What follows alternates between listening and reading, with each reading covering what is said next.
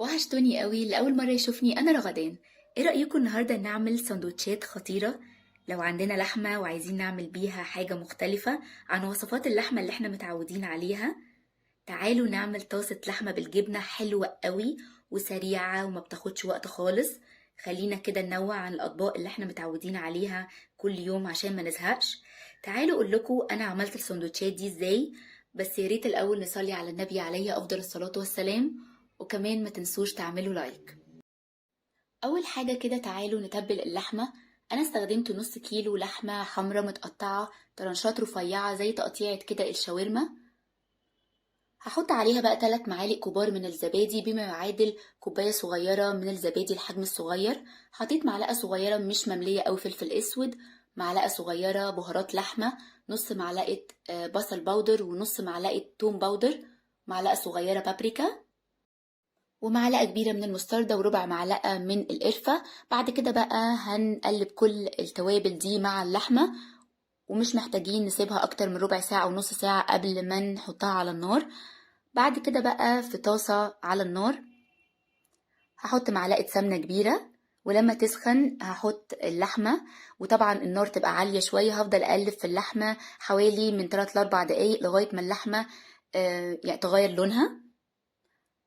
بعد كده هغطي على الطاسة او الحلة وهسيبها بقى عشان تستوي على نار هادية. هوطي النار، طبعا هتنزل ميتها اللحمة وهتشربها تاني. لو احتاجت ربع كوباية مية او نص كوباية مية بنقدر نزود، عايزين بس سواها يوصل ل95% عشان لسه بقية المكونات هنحطها عليها، وهتكمل تاني 7 أو من 10 دقايق على النار عشان ما تتهريش وتفضل محتفظة بشكلها ده.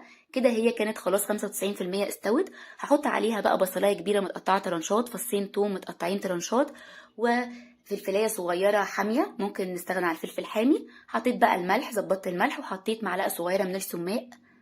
هقلب بقى البصل كده، هفضل اقلبه دقيقتين 3 على النار ان هو يدبل بس شويه.